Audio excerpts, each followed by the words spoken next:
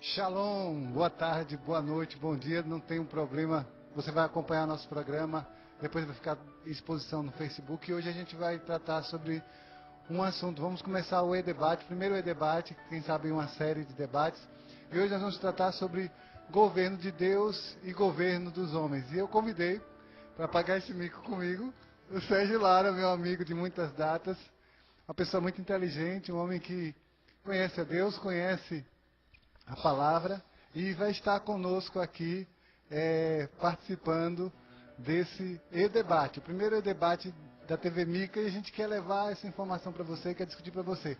Esses últimos tempos, o que se fala muito é sobre governo.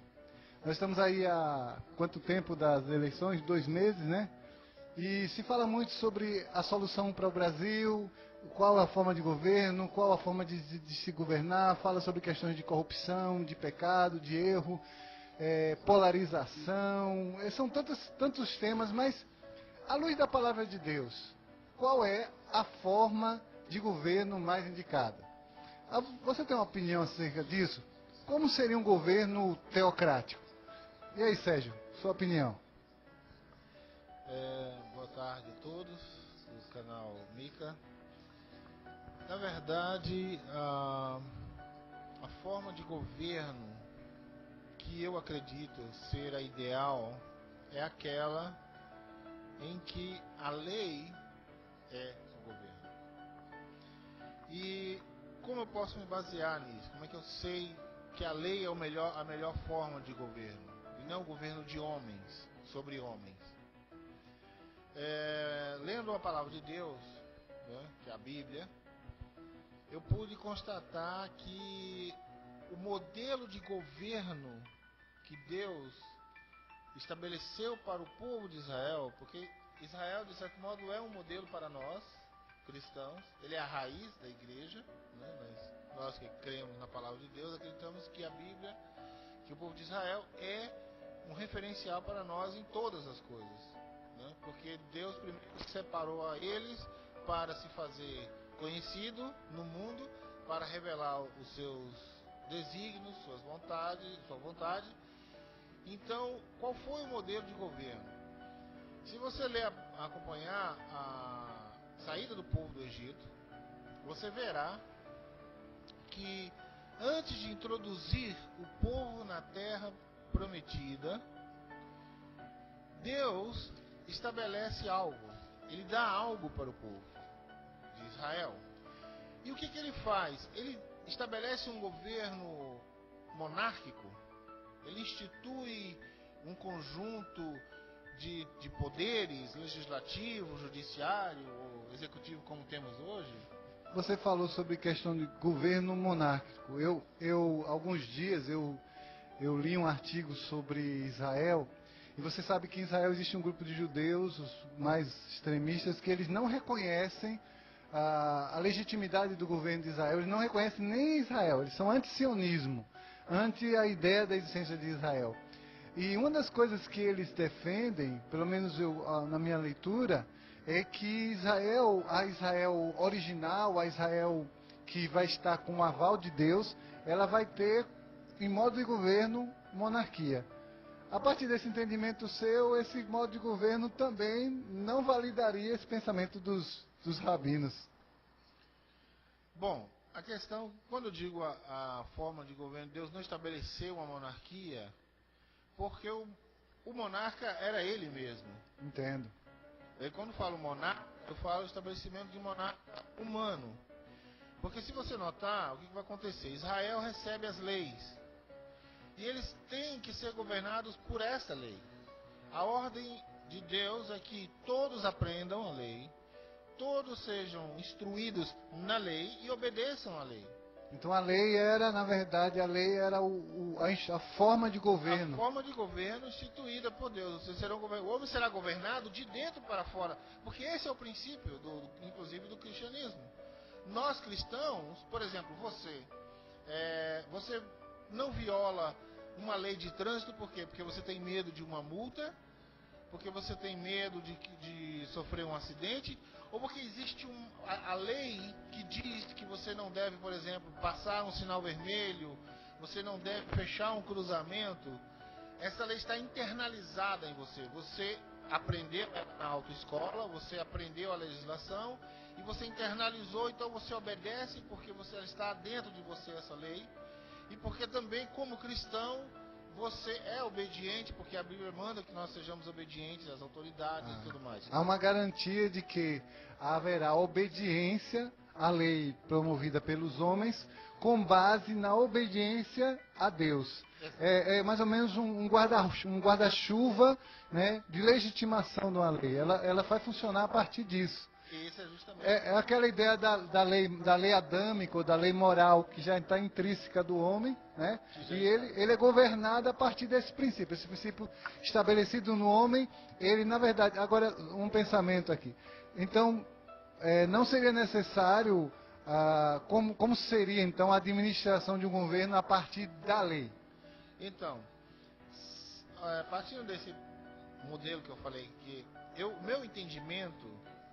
Esse foi um entendimento que eu tive lendo a palavra de Deus, de que inicialmente Israel não tinha governo, no sentido de ter um rei, ou entre aspas, um presidente, ou o que quer que fosse, né? Mas ele tinha a lei e os profetas. E a partir daí, quando eles são introduzidos na terra, quando eles conquistam as nações e vão, né, crescendo e conquistando cada vez mais terra, mais povos, conforme a palavra de Deus vai instruindo, chega num dado momento em que eles sentem inveja dos povos que eles estavam conquistando, que eles estavam destruindo. Eles se voltam para o profeta Samuel e dizem: nós queremos um rei, como as nações. Então, nesse momento, eles rejeitam o modelo que foi dado por Deus. Então eles não tinham governo humano sobre eles, de homem, um homem governando sobre eles, dizendo a eles o que fazer ou o que não fazer, né? Então eles rejeitam esse governo, rejeitam e querem imitar, copiar o modelo do mundo. Então, a verdade é que isso então tem um quê da própria rebeldia do homem, né? A rebelião. A rebelião do homem, isso mostra que nenhuma forma de governo promovida exclusivamente pelo pensamento do homem vai ser positiva, vai ser fadada de sucesso. Mas é verdade, porque aí o que acontece então? Então, eles dizem isso, Samuel fica inclusive muito triste por causa disso. Porque ele acredita que haviam rejeitado a ele, né? Rejeitado a ele, porque ele exercia, na verdade, o papel de profeta e juiz, né? Havia os juízes nos tempos pré-monárquicos de Israel, antes dos reis, havia os juízes, né? Os juízes que legislavam sobre o povo, eles eram juízes para resolver questões, mas usando sempre a lei, não o que ele achava que era certo ou errado. Então, se uma pessoa vinha até um juiz para resolver, duas pessoas estavam com uma questão, olha, ele roubou meu jumento, ou ele matou meu animal por acidente. Então o juiz tinha que ter conhecimento da lei e, examinando a lei, ele dá para um certo. Então havia sim governos, mas esses governos não eram governos de homens, eram governos da lei. É interessante porque a gente percebe que, eu não sei se o termo certo que eu vou utilizar aqui está correto, mas a miscigenação ou a mistura de pensamentos vai trazer um grande prejuízo. Por quê? Porque a gente tem a interpretação vinda dos helenos, né, vindo dos gregos, que essa interpretação vai gerar várias formas de leitura da lei. Esse é o problema que nós temos hoje no Brasil, né? Agora mesmo aconteceu de poder ser feita a candidatura do presidente Lula foi registrada porque ele não estava negativado em um estado, ele estava negativado em outro estado. Isso é a hermenêutica da lei que causa esse prejuízo. Nos tempos dos juízes, o que estava rezando, o que a lei estabelecia, era o fato, não tinha variantes, né? Tanto que a Bíblia diz que o Senhor é Deus e ele não tem sombra de variação. Quando ele fala que não tem sombra de variação, ele se manifesta como lei. Lá em João capítulo 1, ele próprio diz: eu sou a palavra, eu sou o verbo, eu sou aquilo que está escrito. Então, o homem que contestava a lei, contestava ao Eterno. Exatamente. Por definição, contestaria a Deus. Então, qual o entendimento que eu tive dessa questão da lei? O ponto central que eu quero chegar é: nós fomos criados para Deus, para obedecer suas leis. Se Ele nos deu as leis, foi para que nós fôssemos governados por essa lei.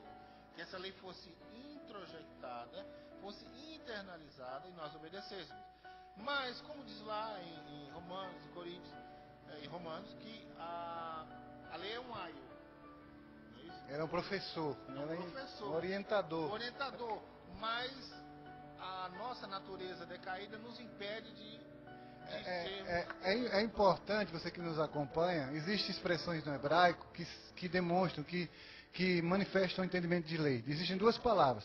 A palavra Da'at e a palavra Torá. A palavra Da'at é uma palavra que designa, ou seja, traz entendimento de instruir. Né? Instrui o menino no caminho que ele deve andar.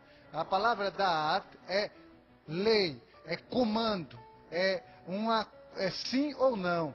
Então, existem dois aspectos aqui. Quando você tem a lei, você tem os dois aspectos da lei. O aspecto de instruir, de dizer a você o que é certo e o que é errado. E o aspecto de comando, você não pode. Isso é importante, né? Porque se você vive assim, você vai ter uma vida... Então, a lei de Deus contempla esses dois aspectos, muito interessante isso, né? Ou seja, ele contempla esses dois aspectos de que nós somos instruídos, recebemos a instrução, e a lei diz, faça desta maneira, né? E foi o que aconteceu com o povo de Israel. Então, quando eles dizem, nós queremos um rei como o modelo do mundo, o modelo dos povos que estão à nossa volta, Samuel fica triste, vai para Deus, Deus diz, olha Samuel, não fique triste, porque eles não rejeitaram a você, eles rejeitaram a mim. Eles rejeitaram a mim, porque eles eram governados por mim através da minha palavra. A minha palavra era a lei para eles, eram os meus mandamentos para eles. Então, quando eles rejeitaram e se pediram um rei, então eles estavam rejeitando a Deus e a lei. Aí o que acontece? Se você ler a passagem em que Deus instrui a Samuel, diz, então vai dizer a eles, tudo bem, eles querem rei, eu vou dar um rei. Agora, que eles saibam o que vai acontecer com esse rei. O que esse rei vai ter direito. O André está procurando a passagem aqui. Já achou? Deus... Não, continue, pode continuar. Então aí vem uma série de coisas que são estabelecidas que o rei teria direito, entre elas imposto. Imposto, ou seja, taxação. Né? Então a pessoa ia trabalhar e ia pagar um imposto para o rei. E ele fala mais ainda sobre a... E o Senhor disse a Samuel, obedece à voz do povo nisto, que te dirão, porque não foi a ti que rejeitaram, mas a mim, para que não reine sobre ele. Semelhantemente a todas as obras que fizeram desde o dia em que os tirei do Egito até o dia de hoje, deixaram a mim e serviram outros deuses, assim também fazem a ti. Está lá em 1 Samuel 8, né? Eu estou aqui na altura do versículo 8 também. Agora obedece a voz, todavia explica-lhes e faze-lhes saber o direito do rei que reinará sobre eles. E Samuel referiu todas as palavras do Senhor ao povo que ele havia pedido um rei. E ele disse, estes são os direitos do rei que governará sobre vocês. Tomará dos vossos filhos e porá sobre os seus carros, e para serem seus cavaleiros, e para correrem diante dos seus carros, e fará deles chefes de 100, de 1000, de 50, para lavrarem os seus campos, fará suas colheitas, e fabricar suas armas de guerra, e os petrechos dos seus carros, tomará vossas filhas para perfumistas e cozinheiras e padeiras, tomará o melhor das vossas terras, das vossas vinhas, dos vossos olivais, dará aos seus servos, tomará o dízimo das vossas sementes, das vossas vinhas, para dar aos seus oficiais e aos seus servos, tomará os vossos servos, as vossas servas, os vossos melhores mancebos, os vossos jumentos, e os empregará no seu trabalho, e tomará o dízimo do vosso rebanho, que lhes servires, e vós lhes servireis como escravo. Então naquele dia clamarei por causa do vosso rei, que vós mesmos escolheste, mas o Senhor não os ouvirá. Isso é forte, viu? É assim, Deus está dizendo, vocês querem o quê? Minha administração ou isso, né? Gente, a gente tem que saber escolher. A gente tem que saber escolher. O melhor governo para a vida da gente é o governo de Deus. Não há salvadores da pátria, né? Mas o melhor governo para a nossa vida se chama Yeshua HaMashiach, Jesus, o Messias. E um dos pontos mais interessantes em relação a isso é que, né, o que se seguiu a partir daí, evidentemente, com Davi, Deus estabelece uma linhagem real, né, e que vai culminar, evidentemente, em Jesus sendo rei, né? Mas Jesus é a palavra, então não há conflito aí, porque quando dizem assim, mas criou-se uma linhagem real que culminou em Jesus. Jesus é o rei dos reis, ele é da linhagem de Davi, da casa de Davi, ele é Elimelec, o rei, Elimelec, ele é um rei, sim. Aí você diz, então, mas aí então contradiz o que você está dizendo em relação a Deus ter estabelecido a sua palavra como lei. Não, porque Jesus é a palavra, ele é a palavra e ele é o próprio rei. Porque existe um parâmetro, uma expressão que é pouco ouvida, mas é muito buscada, equidade. Buscar ser um rei com equidade é um trabalho que o homem, apesar de tentar, não consegue. Esses dias eu tinha uma discussão com a minha filha sobre esse tema, falando a ela sobre os modos de governo. Aí eu dei o exemplo do Japão. Quando dei o exemplo do Japão, parece, pai, realmente o Japão tem uma boa economia, tem um bom exército, o Japão está bem estabelecido, mas tem uma das mais altas taxas de suicídio, de pessoas que vivem um espírito de frustração. Então não conseguiram acertar. Outros países, eles não têm essas altas taxas de suicídio, mas não têm prosperidade. Então quem é que consegue fazer isso tudo? O único que vai conseguir fazer uma administração, um reinado de paz, por 1000 anos, a Bíblia cita, é Yeshua HaMashiach, Elimelec, o rei. Porque é ele que vai conseguir fazer isso.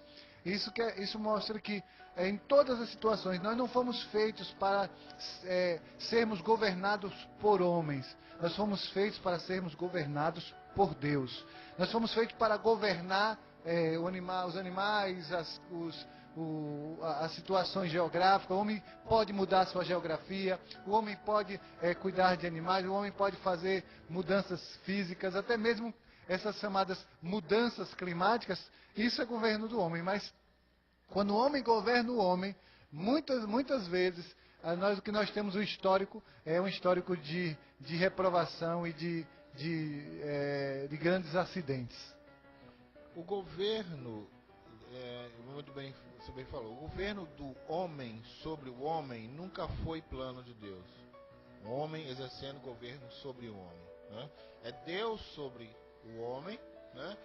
E a terra, sim, ele disse, dominai-a, sujeitai-a a criação. Então toda a criação está sujeita ao homem, mas o homem está sujeito a Deus. E uma das coisas interessantes sobre isso é que este modelo que foi estabelecido por Deus para Israel, que Israel rejeitou, né, foi adotado por uma nação. Os norte-americanos. Foi os norte-americanos. Porque os pais fundadores da América eram homens cristãos, tementes a Deus. É interessante porque as ilustrações que a gente vê dos pais fundadores, eles parecem meio judeus, né? Aqueles chapéu preto, aquele negócio... ali tem... Porque a América... Chamados de puritanos. A América ela foi feita com muitos dessas pessoas que fugiram da perseguição religiosa na Europa. Eles vieram para o Novo Mundo, os Quakers, né?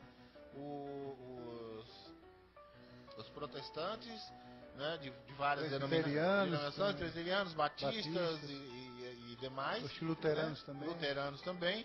Então eles vêm para a América para fugir dessa perseguição e estabelecer, ter ali sua liberdade de culto no Novo Mundo.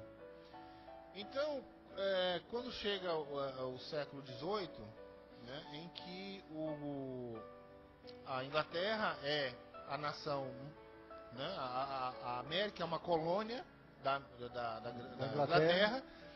E aí o que acontece? Os ingleses começam a impor, pesar a mão sobre as colônias, com taxações, com restrição de liberdades, e inclusive com uma tentativa de tomar as armas dos colonos, que é o que desencadeia... Isso é um fato meio que contemporâneo nosso. Bem contemporâneo, bem contemporâneo.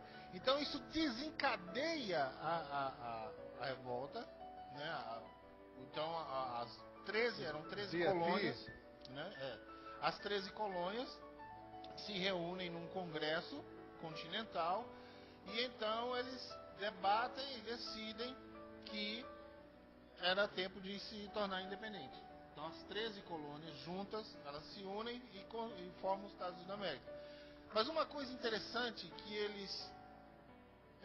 que a Revolução Americana tem de diferente de todas as revoluções que aconteceram no mesmo período, a Revolução na França, né, em que o rei foi deposto, né, que houve aquela coisa horrorosa lá de todo mundo ser guilhotinado e morrer, enfim, todas essas revoluções fracassaram. A Revolução Francesa fracassou por quê? Porque o princípio da Revolução Francesa era excluir Deus.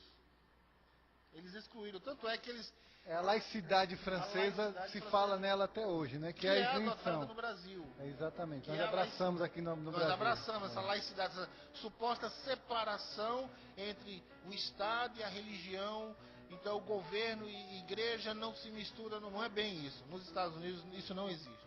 Os pais fundadores entendiam que apenas homens... A própria Constituição norte-americana cita Deus. Já tentaram, inclusive, mover. Várias vezes, mas o que eu quero dizer é... A intenção deles era que, de nenhuma forma, nenhuma pessoa que não fosse cristã poderia assumir um cargo público. Inclusive, muitos estados das 13 colônias originais se transformaram em estados independentes. Nas suas constituições havia um pré-requisito para quem fosse assumir um cargo público, de que ela cresce em Deus, cresce em Jesus. Isso na Constituição. Na Constituição do Estado. Daquele Estado. Como Massachusetts, Pensilvânia, todos esses estados, cada estado tinha suas próprias... Porque diferente do nosso modelo, né, o nosso modelo aqui do Brasil, que nós temos esse governo centralizador em Brasília, e que Brasília decide tudo por todos, os estados não têm autonomia, não têm independência. Nos Estados Unidos é diferente, os estados são estado tem sua autonomia, tem sua constituição, tem suas próprias conjunto de leis. Tá? Inclusive, cada estado tem o seu exército, que é a chamada Guarda Nacional. A Guarda Nacional e ainda tem os milicianos, né? Que na verdade a Revolução Americana foi feita com os colonos que eram milicianos. É por isso que até hoje a Constituição garante. Às vezes as pessoas ficam meio estarrecidas quando vê o americano com aqueles fuzis, com aqueles armas de grosso calibre. É porque a Constituição americana, ela garante a posse de armamento. Ela dá direitos ao americano de possuir a sua arma. Isso para quê? Não é só para questão de proteção pessoal, é para proteção do Estado. A garantia de que o Estado não vai agir de uma forma, por exemplo, como está acontecendo agora na Venezuela. O povo não pode se rebelar porque o povo não tem arma. Esse princípio da autodefesa, inclusive, é bíblico. Para aqueles cristãos que são pacifistas, me desculpe, mas você está equivocado nessa questão. A palavra de Deus não defende pacifismo. A pessoa tem o direito de isso é um tema para outro debate. É um debate, mas eu quero deixar claro. Vou deixar aqui para o próximo debate, gente. Vamos chamar a atenção para isso. Olha, a palavra de Deus é pacifista ou não? Veja só, vamos lá. Esse é um outro assunto mais abrangente. Mas eu só estou introduzindo isso porque os pais fundadores da América entenderam isso. Tanto é que a tentativa britânica de tomar as armas dos colonos foi isso que desencadeou a revolta. Porque se eles entregassem as armas pacificamente, eles não teriam mais nenhum mecanismo de defesa. A arma na mão do cidadão não é para se defender apenas do agressor, do bandido que tenta assaltar a minha casa. Não, é uma defesa contra o governo, contra o Estado. Se o Estado se torna tirânico, ele tem o direito de se defender. Em 2017 eu me recordo que houve um problema lá com uma área, não sei se era uma reserva florestal, se era uma fazenda, e aconteceu de que as pessoas da região se juntaram, se entrincheiraram, se armaram. Quando a polícia chegou, que viu o negócio, voltou atrás. Não, e aí eles disseram que constitucionalmente eles tinham direito daquela situação ali. E aí, resultado, vamos acionar o exército. Não pode. Acionar agora, não pode, eles estão defendendo o direito deles, segundo a Constituição. O resultado foi que o Estado teve que ceder. O entendimento, exatamente, o entendimento dos pais fundadores da América foi o seguinte. Eles não fundaram, ao contrário do que você ouve muito na mídia, os pais fundadores da América não fundaram uma democracia. Os Estados Unidos não é uma democracia. Não são uma democracia. Ele pode ser agora, porque, de certa forma, o mundo todo acaba sendo contaminado por uma coisa chamada marxismo cultural, que é também um bom tema para um próximo debate. A gente vai... Olha que tem pano para manga, para viu? se debater. Mas o princípio estabelecido pelos pais fundadores foi que os Estados Unidos seriam uma república constitucional, a lei. Preste bem atenção. Lembra do que nós falamos aqui no começo em relação ao povo de Israel. Deus, antes de introduzir o povo na terra, deu para eles a lei. A lei vai governar vocês. Os pais fundadores da América tiveram o mesmo entendimento. Eles criaram a Constituição, e a Constituição lá, ao contrário aqui da nossa terra, Brasília, nós estamos na 8ª Constituição, essa é a nossa 8ª Constituição. 1988 foi 88 foi a última, né? A dos Estados Unidos tem mais de 200 anos, e nunca foi alterada, ela foi recebendo emendas, como por exemplo a 13ª emenda, que acabou com a escravidão, a 14ª, que deu direito de voto aos negros, e a 15ª, que assegura direitos, igual proteção sobre a lei. Aliás, perdão, a 14ª, igual proteção sobre a lei, e a 15ª, direito de voto. Então, foram acrescentadas essas emendas, mas isso não se altera no decurso da história dos Estados Unidos, nunca se alterou. E a segunda emenda, que garante o direito do povo de possuir e portar a arma publicamente em qualquer lugar, foi estabelecida não para alguns lá nos Estados Unidos, inclusive nos debates de canais de TV, eles falam, isso foi estabelecido no tempo que eles caçavam para sobreviver, no tempo que era para outras coisas, que tinham não índios, né? tinham índios para se defender dos índios, não, nada disso. A arma na mão do cidadão é para ele se defender do governo, do Estado, quando este se torna tirânico. A Declaração de Independência dos Estados Unidos diz o seguinte, entre outras coisas, né, o trecho que eu vou citar é o que eu consegui assim, memorizar.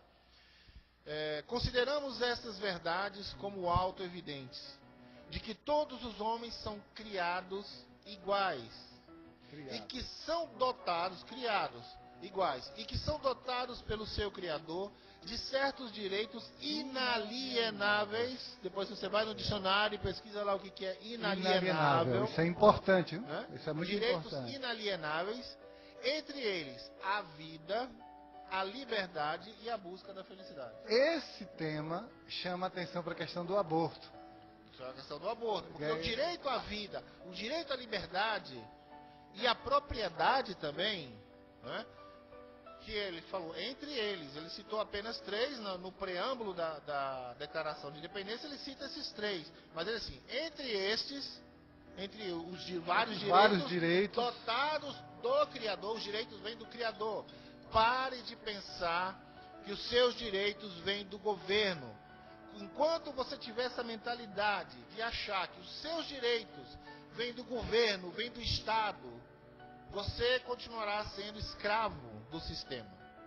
Os seus direitos lhe são dados pelo Criador. E mais na frente ele diz o seguinte: E qualquer forma de governo que se torne destrutiva desses fins, quais fins? Os que eu citei: a vida, a liberdade, a busca da felicidade, a propriedade. Qualquer forma de governo que se torne destrutiva destes fins, é direito do povo alterar essa forma de governo ou aboli-la e instituir novo governo. Isso está na Constituição, Na Declaração de Independência. Na Declaração de Independência dos Estados Unidos. E a Constituição, ela homologa isso através da primeira emenda, que é a liberdade de expressão, o direito de fazer petições ao governo de forma pacífica. Veja a diferença. Se você acompanhou o processo de impeachment da presidente Dilma, você percebeu que havia dois grupos, um a favor do impeachment e um contra o impeachment. Então, o grupo que era a favor do impeachment era ordeiro, pacífico. Aqui cabe uma ressalva. Guarda o seu raciocínio aí. Eu nessa época estava concluindo meu mestrado na Universidade Federal do Estado do Federal de Sergipe. E lá nós tivemos a universidade é um lugar de pensamentos universais, né? Onde deve haver polaridade de pensamento, pluralidade de pensamento e tolerância a esse pensamento. Pelo menos é isso que se prega. E nós estávamos ali e houve dois debates abertos. Um debate pró-impeachment e um debate contra o impeachment. No debate contra o impeachment, eles foram para uma didática, encheram o auditório da didática, aproximadamente, acho que umas 200 pessoas. Auditório cheio, todo mundo falou, assim, a favor, dizendo que não apoiava o impeachment da presidente Dilma, e tudo bem. Não houve nenhum tipo de repressão, nenhum tipo de nada, tudo, né? E os que se aventuraram a falar pró-impeachment quase que apanhavam, né? Mas tudo bem, o debate se transcorreu, aconteceu. No outro dia, no auditório da chamada ADUFES, que era um auditório para mais ou menos umas 80 pessoas, nesse auditório, 80, 100 pessoas por aí, nesse auditório aconteceu o debate pró-impeachment. Na época eu até escrevi um artigo para o jornal. O pessoal entrou, abriu a porta de vidro quase que arrombam, agrediram pessoas, não sofreram agressão porque eu sabia que lá dentre os estudantes que estavam ali, existiam policiais, inclusive policiais até da polícia de choque, mas esse pessoal se conteve, eles entraram, tocaram tambor, fizeram escarcéu, tomaram o microfone, fizeram a maior bagunça. E isso porque eles não concordavam. Esse pensamento, ou seja, você pode se manifestar, mas se você fizer bagunça, você vai pagar por isso. Mas aqui não acontece isso. Então, esses direitos assegurados na Constituição são todos fundamentados na palavra.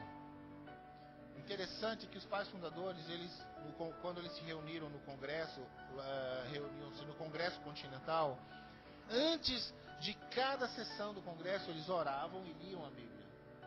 Pediam orientação.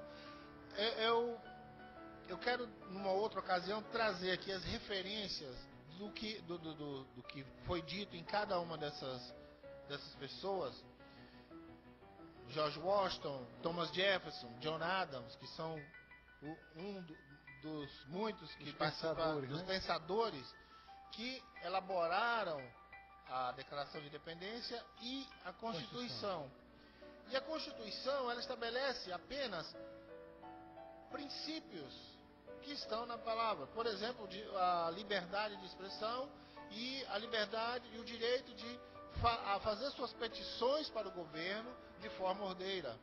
Ou seja, você tem alguma coisa, uma queixa, um problema, então você vai até o governo, né? E a outra coisa mais interessante também o governo é pequeno, o governo é mínimo, a interferência do governo é muito pouco. Aí há uma congruência com o pensamento que a gente iniciou aqui. Aqui há uma congruência porque um governo mínimo, ele tem uma ação basicamente de juiz. Ele está ali só mediando, mas manter a ordem. Manter a ordem social e apenas o melhor exemplo que eu posso dar para o governo são duas figuras de linguagem que eu posso usar. A primeira é a de um juiz de futebol, tá? Então existem os jogadores, os dois times, existem as regras do jogo que todos conhecem, porque é dever de a todos Constituição. conhecer, é a Constituição. E o papel do governo é o papel do juiz. É apenas estabelecer o fair play, ou seja, que o jogo transcorra justo. Ele não favorece nenhum lado, nenhum outro, então ele procura estabelecer um curso. Então esse é o papel. Nós estávamos falando sobre essa questão de regulamentação, de interferência do governo. Aqui no Brasil, você abrir uma empresa, você gasta em média coisa de 3 meses? 3 a 4 3, meses 4 para abrir uma meses. empresa. Isso é abrir, tá? Você não pode, não, vou abrir a empresa e você começa o negócio para poder depois abrir. Não existe isso. Nos Estados Unidos você abre sua empresa pelo celular, você usa em 2 dias a sua empresa está aberta. Então, o que a gente está fazendo aqui, gente, não é assim, você vai morar nos Estados Unidos, até queria, mas não posso, tenho condições disso.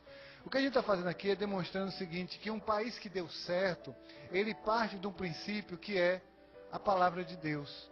Para que se dê certo. Porque, por exemplo, tem aquela ideia, eu já ouvi, eu sou professor de história, né? Não exerço a função, mas sou. E a gente já ouviu muitas pessoas dizendo assim, para o Brasil ter dado certo, nós tínhamos que ter sido colonizados por ingleses. Para o Brasil ter dado certo, nós tínhamos que ser colonizados por franceses. Gente, isso não é verdade, não. Porque tem muitos países aí, o Haiti foi francês. Foi o primeiro a entrar em independência. E olha a situação do Haiti. Não foi por causa do terremoto. Não, a pobreza do Haiti é antes do terremoto, né? Você tem, por exemplo, a Índia. A Índia é um país que foi colonizado por ingleses. Eles estão no mesmo pé de igualdade da gente, no mesmo nível de dificuldade. É claro que eles têm avanços tecnológicos que nós não temos. A Índia tem um parque tecnológico de lançamento de foguetes espetacular, sistema de informatização também muito, muito avançado, mas e tem muita dificuldade. Então essa ideia de que a cultura que vai dar resultado, nós fomos colonizados, tem aquela máxima que diz assim, fomos colonizados por ladrões e prostitutas, porque os primeiros que vieram para cá eram degradados do governo português. É uma outra mentira, porque essas pessoas eram fugitivos da Santa Inquisição, eram judeus, cristãos novos, pessoas que muitas vezes tinham formação, nível de hoje, formação universitária, eram médicos, eram construtores, arquitetos, advogados, pessoas estavam fugindo da perseguição religiosa promovida pela Santa Inquisição. Então, o Brasil inicial, o Brasil deu certo. Se você for, eu sei que muitos que vão estar nos assistindo já tiveram a oportunidade de visitar Recife. Você vai ver Recife Velho, que a gente chama de Recife Velho, é uma obra de engenharia, de evolução em pouco menos de 40 anos. E quando os holandeses estiveram aqui, eles investiram, eles trouxeram tecnologia, trouxeram a liberdade religiosa. A primeira sinagoga das Américas foi fundada lá, a Kahal de Israel. E tudo isso aconteceu porque houve um pensamento partindo desse princípio. Tem um Estado mínimo. Vamos ter um Estado mínimo. E esse Estado vai só estar ali, só ajudando-nos a conduzir o país. Não, nós somos um Estado gordo, inchado, corrupto, cheio de problemas. Sabe, esse texto de 1 Samuel capítulo 8 mostra isso. E é isso que nós precisamos mudar, não só no coração da igreja, mas no coração todo brasileiro. Entendendo que bendita é a nação cujo o rei é Adonai. Foi muito interessante você falar sobre essa questão de rei, porque uma das ideias, a ideia dos 3 poderes, por exemplo, legislativo, judiciário e executivo, foi extraída de Isaías 33, 22.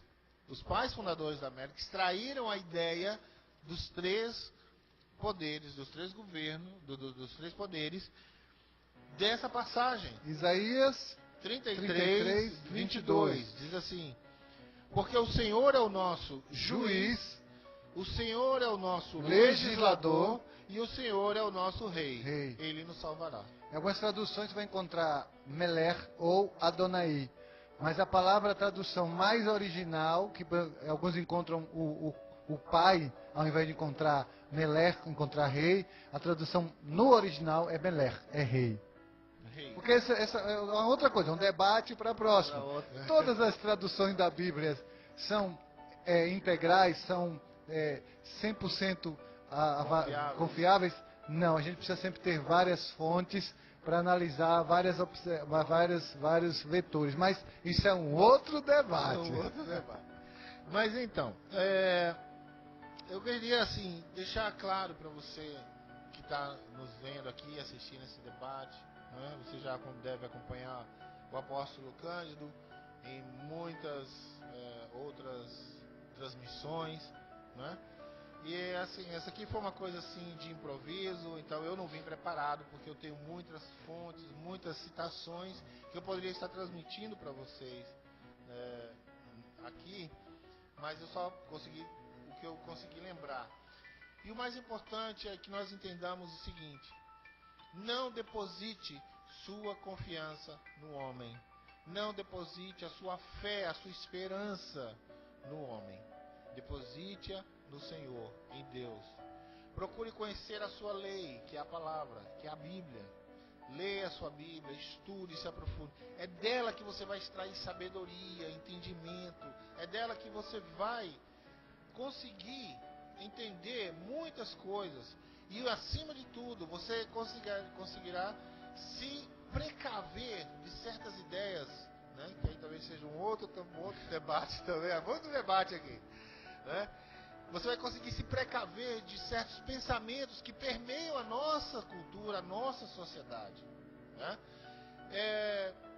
A Globo inventou esse negócio de você fazer um vídeo dizendo o que é o Brasil que você espera. É a coisa mais ridícula que eu já vi na minha vida. Mas eles têm liberdade. Eles têm liberdade para fazê-lo. Agora, e as pessoas enviam seus vídeos, e hoje a gente estava até almoçando e assistindo esse vídeo, e aí eu pude ver que todas as petições, não só desses vídeos que passaram hoje, esses pequenos vídeos, outros também, mas de outros que eu já vi, todos eles, todos, a maioria quase absoluta, sempre envolve mais. E deixa eu lhe dizer uma coisa: mais é menos. É bom explicar isso. Mais é menos. Quando você pede mais governo, mais intervenção do governo, mais ajuda do governo, menos liberdade você tem, menos dinheiro você tem, tá? Então, mais governo. Eu quero, o governo tem que fazer isso, o governo tem que resolver. Mais não, escolas, mais hospitais, escola, mais hospital. O governo tem que me dar moradia, o governo tem que me dar isso, o governo tem que... Não, o governo não tem que lhe dar nada. Está errado. É esse pensamento que tem nos tornado escravos. O brasileiro pensa como galinha, o americano pensa como águia, por isso que ele voa alto. É forte esse pensamento. O americano, ele não aceita nada de graça. Se você fizer um trabalho para um americano, se for nos Estados Unidos, fizer um trabalho, cortar uma grama, eu vou cortar sua grama aqui. E mesmo que você diz, não precisa me pagar, não, você vai receber porque você trabalhou. Isso é muito sério. E no Brasil, o brasileiro quer sempre escapar de pagar. O brasileiro quer dar um jeitinho de não pagar. Se for grátis, ótimo. Mas entenda, nada é grátis nesse. Não, isso é uma verdade que a gente precisa parar para analisar. Nada realmente é de graça. Sempre há alguém pagando. Sempre há alguma coisa promovendo esse pagamento. Alguém está pagando. Alguém está pagando. Não existe isso. Eu aprendi isso com o pragmatismo do povo judeu. O povo judeu também tem esse pensamento, que nada vem de graça. Sempre alguém paga. Você precisa saber quem está pagando. Às vezes nós como brasileiros, eu vejo muito isso. Eu tenho alguns irmãos, alguns jovens aqui, e todos eles a gente vai procurar, faz uma pesquisa, e a grande maioria, não todos, mas a grande maioria quer ser funcionário público. Gente, mas para a gente ser funcionário público, alguém tem que enviar dinheiro para o governo. Por que as pessoas querem o trabalho público? Porque tem estabilidade, porque elas têm medo do futuro.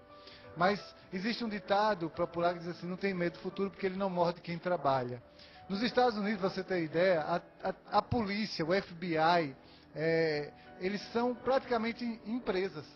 A pessoa pode ser fired de qualquer hora, demitido a qualquer hora. O que garante? O nosso sistema, o que eu quero dizer é o seguinte, que nosso sistema, ele privilegiam um sistema de castas, grupos com privilégios. Nós somos uma nação fragmentada demais. Nós não somos uma nação coesa. Nós não somos uma nação em que o povo é unido. Não, nós estamos e somos divididos em classes, em sexo, em poder aquisitivo, em todas as formas possíveis. Uma sociedade fragmentada. E a Bíblia diz que um reino dividido não pode subsistir. E esse é um princípio marxista de divisão de classes. Sabe, é uma coisa absurda, gente. Sinceramente, é uma coisa absurda.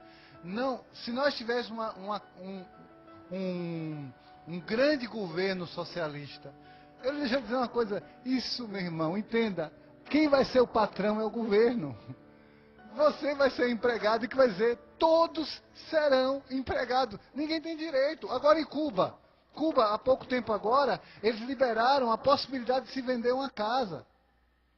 Mas você não tem direito. Internet, você paga $1 por hora. Entendeu? Hospital, eu não estou falando, eu estou falando de cubanos que me disseram isso. E você vai para o hospital, você tem que levar cobertor, você tem que levar, às vezes até remédio. Aí você diz, mas Cuba está exportando médicos, nós temos médicos cubanos aqui. É verdade, mas os médicos que vieram para cá, é vergonha, isso é vergonha do nosso governo. Os médicos trabalham como escravos, porque eles ganham, quanto é que ganha um médico no Brasil? Vamos botar por baixo, um salário baixo do médico é uns R$5.000. Eles ficam com 500, o médico aqui fica com 500, e 4.500 vai para o governo de Cuba, vai para a família deles lá, não, vai para o governo de Cuba. E outra coisa, é o vídeo cubano. A maioria das pessoas que vivem em Cuba, vivem porque parentes que moram nos Estados Unidos, que moram no Brasil, que moram na Venezuela, que moram na Colômbia, mandam dinheiro para lá. Ou seja, gente, essa ideia de socializar, mas tem a China está se capitalizando. A China hoje é o país mais capitalista do mundo, porque a China praticamente estão comprando o Brasil. A China está comprando Aracaju? Anda aí, Para a gente não se prolongar, né? Não se alongar e também não se desviar do tópico do debate de hoje, esse aí também já é um outro tópico que pode ser levantado para debater o que é esquerda, o que é direita, porque às vezes as pessoas não entendem o que isso quer dizer. Mas o mais importante é que você entenda o seguinte, que o propósito de Deus para o homem é que ele seja governado pela lei. E não é qualquer lei, não é a lei criada num Congresso Nacional, não é a lei criada na Assembleia Legislativa ou na Câmara de Vereadores. São as leis estabelecidas por Deus mesmo. Foi isso que ele deu a Israel quando introduziu Israel na terra. Ele deu a lei para que eles seguissem a lei, vivessem pela lei, com liberdade. Os direitos de propriedade, que ele mencionou aqui, o direito de propriedade é uma coisa tão séria que Deus estabeleceu uma lei para isso. Mesmo alguém que hoje, perdesse a minha casa, por exemplo. Minha casa foi perdida por dívida, eu estava endividado, perdi a casa. Daqui a 50 anos, os meus descendentes teriam direito à devolução dessa propriedade. Verdade. Veja bem o quão isso é sério, o quanto isso é importante. A lei do jubileu. Porque não pode haver liberdade, não existe liberdade se você não tem propriedade. Esse é um princípio.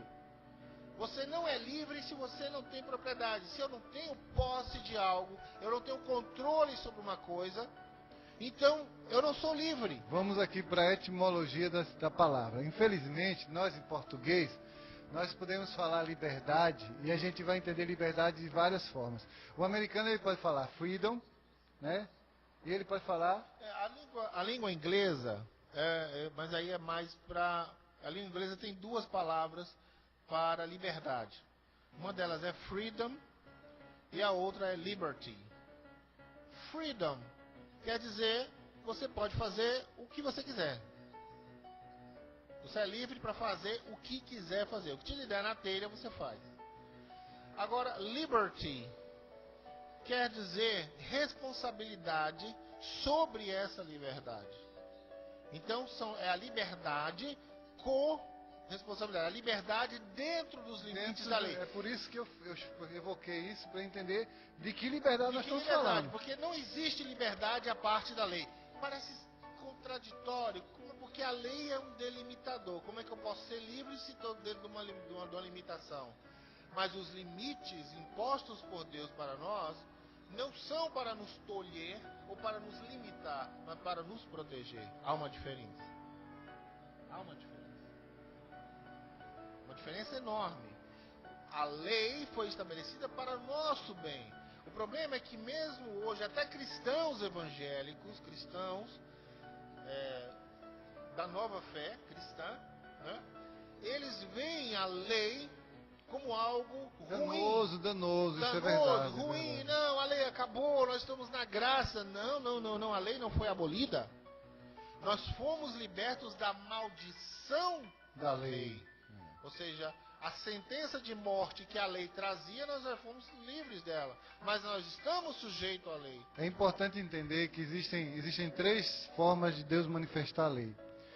A primeira forma é a forma que ele lhe dá a lei, ele não precisa explicar a você a seu respeito. Por exemplo, a lei não matar, não roubar. Você sabe, não precisa nem ser cristão para você saber que isso não é a coisa correta.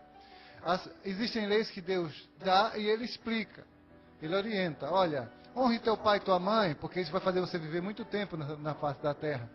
E existem leis que Deus dá e não explica nada. Vou dar um exemplo aqui que alguns não abraçam, mas é um exemplo bíblico. Não coma carne de porco. Deus não explica, mas às vezes, mas o porco ele é pasteurizado hoje, a carne é tratada, só que Deus nessa lei não está tratando sobre as questões de saúde pública. Muito embora a gente descubra depois que isso vai acabar tocando na questão de saúde pública, mas Deus está testando a sua obediência. E alguém diz assim, por que Deus faria isso? Ele fez isso no Éden. Por quê? Ele fez no Éden quando nós não tínhamos pecado, imagine agora no pecado. Então, a lei é um limite de liberdade. Você sabe até onde você pode ir, você sabe até onde você pode pisar. E é importante nós sabermos viver essa lei, é importante sabermos e buscarmos o governo de Deus para nossas vidas, porque é esse governo de Deus nos direcionando que vai nos fazer prosperar, que vai nos fazer ver a glória do Senhor. Volto a frisar, bendita é a nação cujo Deus é o Senhor. Então, concluindo, 2 minutos. Concluindo então, a instituição do governo, ela é legítima, tem que haver governo, sim. Eu não sou anarquista, mas o governo tem que ser limitado. E uma coisa fantástica em relação à Revolução Americana e à nação americana é que o povo é que impõe limites ao governo. É o povo que diz ao governo o que ele pode e o que ele não pode fazer. Você percebe o quanto no nosso país isso é totalmente o oposto? Essa é questão de concepção, de formação de entendimento. A gente formação baseada em historicidade, no temor da palavra. Na liberdade. Se você quer ser livre, você não pode ter homem te governando.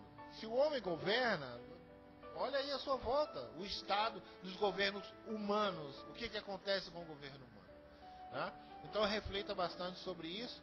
Em outra ocasião nós abordaremos esse tema com mais detalhes e outros temas que nós já vimos aqui que dá muito pano para manga. Bom, gente, esse foi o primeiro debate. Com o Sérgio, a gente vai discutir outros temas, mas vamos preparar melhor. Hoje foi um debate assim, meio que aconteceu assim, vamos fazer, né? Eu quero agradecer a você que nos acompanhou. Ficamos aqui desde as 16 horas não, peraí, vamos lá. Desde das 15 horas, nós estamos no ar trazendo essa transmissão. Daqui a pouco, às 17 horas, a gente volta com o programa Mover das Águas. Nós vamos estar orando, vamos estar ministrando a palavra de Deus, vamos estar ouvindo música. Mas o E-Debate foi um programa e vai ser uma ideia para a gente estar aqui sempre discutindo, tentando formar, conceber, trazer entendimento, trazer um pensamento para que você possa tirar suas próprias conclusões. E hoje, eu espero que você aprenda a ter discernido entre o governo do homem e o governo de Deus. Sérgio, suas considerações finais. Lembrando que a sua pastora está assistindo, viu? Ah, tá, né? Tá certo. Bem, o nosso objetivo foi trazer a você um pouco de uma concepção, uma ideia do que é ser governo, do que é ser livre. Tá? Então não se submeta a pensamentos contrários à palavra de Deus. A palavra de Deus é o guia. Os pais fundadores da América entenderam que este livro é que foi, digamos assim, a pedra angular da fundação da nação americana. E veja onde está os Estados Unidos hoje, a maior nação, a mais poderosa, a mais rica nação da Terra, porque se baseou nisso. Os americanos têm mais de 500 anos de instituição, e uma outra coisa, detalhe que é importante, é o negócio aumentando, né? É que eles partiram de uma colônia para um estado já independente, com constituição, com presidente e tudo.